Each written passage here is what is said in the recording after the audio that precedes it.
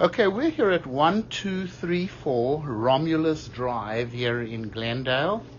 Now, we're here to check the main sewer line. We obviously cannot check every pipe in the house. You'll have your general inspector crawl underneath and physically look at everything. I'm not sure if this house is on a concrete slab, but we're here to check the main sewer line, and this inspection is based on my opinion. So I can tell you that we're running the camera from this 3-inch end-of-a-line clean-out located here in the back of the house. We pretty much reached the city connection right over here. It's about 40 feet away. The city sewer actually runs between the two properties over here. If you're facing the house, between the property on the right-hand side and your property.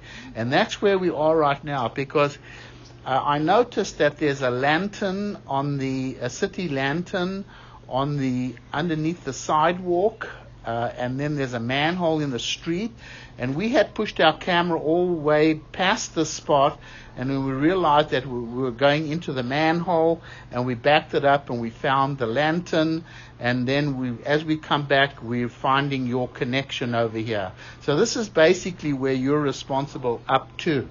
So we're going to bring the camera back. As we come back, you can see we've got some pretty heavy roots in the line. Now this is definitely going to need to be hydrojetted and cleaned out.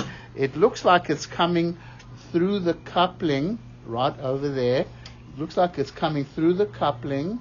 So we definitely want to hydrojet this line. It's definitely going to need to be cleaned out, and you're obviously going to need some periodic cleaning. You can see a little bit more roots coming through.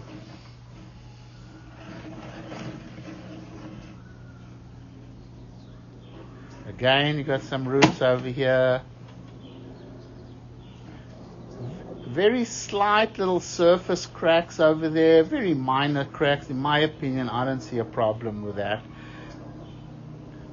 The sewer line's got a pretty good grade going downhill as well. We're in a 4-inch clay pipe now. A little bit of roots. So you're definitely going to need some maintenance over here. There's no doubt about it.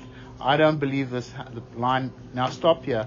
Let me go locate this spot. Go forward a little bit. Okay, so we see where it exits the house here. If you face the house on the right-hand side, okay, now start coming back. It comes back to some cast iron that's obviously getting pretty old. And this definitely has quite a bit of rust buildup in it.